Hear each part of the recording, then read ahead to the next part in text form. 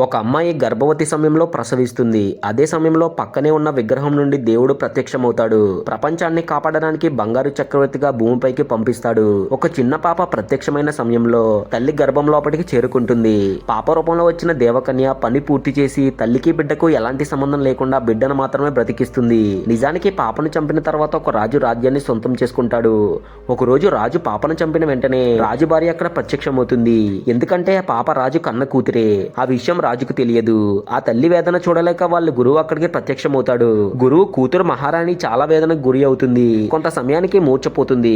అయితే రాజు ఈ విషయం అంతా తెలుసుకుని అండ్ పాపను తీసుకురావడానికి తను చంపిన ప్రదేశం దగ్గరికి చేరుకుంటాడు. అలా చేరుకున్న తర్వాత పాపని తీసుకొచ్చిన తర్వాత అండ్ మహారాణి వచ్చేసి మూర్చపోయి ఉంటుంది. దాన్ని చూసిన రాజు చాలా వేదనకు గురి అవుతాడు. నిజానికి చెప్పాలంటే మనం ఏ విషయం పని గురించైనా తొందరపడి కాకుండా ఆలోచించి చేయాలి. గైస్ ఈ వీడియో చేయడానికి నాకు 3 గంటల సమయం పట్టింది. గైస్ ఈ వీడియో నచ్చితే లైక్ చేయండి. ఇలాంటి ఇంట్రెస్టింగ్ వీడియోస్ కోసం మన ఛానల్ కి సబ్స్క్రైబ్ అయిపోండి.